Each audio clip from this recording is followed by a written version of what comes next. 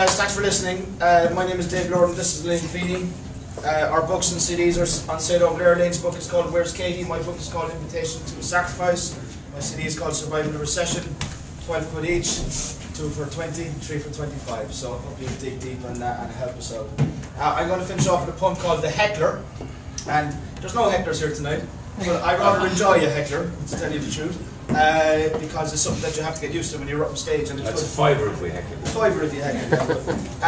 But this, you know, this is a poem called The Heckler, and it was written after a night I had in the International Bar in Dublin. If you're ever in Dublin on a Monday night, check out the International Bar. It's a great kind of cabaret night of folk music and singing and poetry. We're up down members of Hot Press. Yeah, basically, yeah. And well, good crack whoever they are. This is The Heckler. He was between 40 and dead. And he had the look of a lad who often wet himself. The bed, the doorway, the settee, the ditch. Wherever he happened to land at the end of a binge. Regarding his ponytail, I thought about roadkill, about tire-flattened badger, black crosshatch down the spine of a fox, about the matted stink of oil and tar and dried out shite and blood, about the womb and woof and whine of oblivious wheels going over and over. Underneath his ethnic tweedy Irish cap, the dancing wee men of alcohol were eating his brain. No doubt about that. A pint of Guinness was lasting him about a minute and a half. But he wasn't getting any happier, no matter how many of the bitter black jars of it he sank. That man's days of happy drinking were over, I guess. He leaned against the counter in the far back corner, sniggering and guffawing loud and long at his own sad snorts and gags, trying to undermine the musicians and performers, trying to clasp the crowd's attention to himself. But not one of the 70 or so punters gathered together that night in the International Bar paid him more than an irritated glance. He was so easy to ignore, worse than useless even as a heckler. He had the bit of banter with the barman though. Barmen get on famously with alcoholics. Some of them are on commission. The heckler seemed to think it was funny that I was from Cork. He didn't seem to realise that the oldest and the stupidest jokes in the world are about people from Cork. He didn't seem to realise that taking the piss out of people for their accents or where they are from is to define yourself as lacking. For me, the Lanyard heckler is just the most boring part of the show. I've dealt with a plague of them over the years. They're really just props, giving meaning to the lives of barstools. Shit-faced dummies, interminably mouthing the script of Old Man Alcohol, the world's hammiest ventriloquist. Most of those I've come across are bones.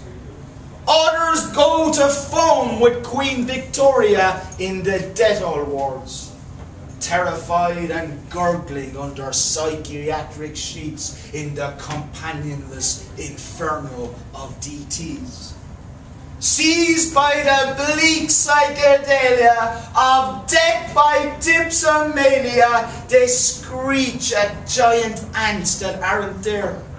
Dogs with double tongues and serpent heads, rats that thunder down the phlegm-soaked quilt like hippopotami.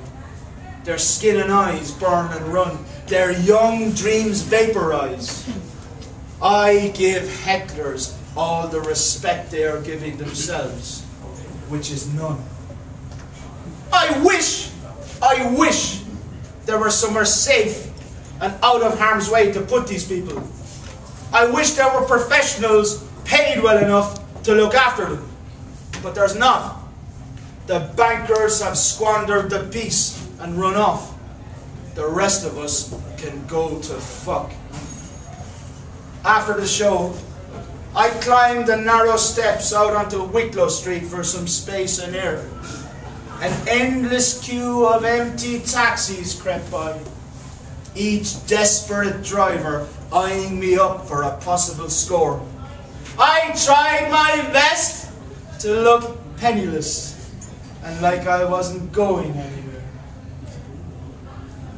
The barman, the heckler, was already up there, trying to sort out a deal with a trio of drug-orexic ghetto teens who were twitching and jerking and quivering as if connected through their trainers to some intravenous upper grid running through the inner city footpaths.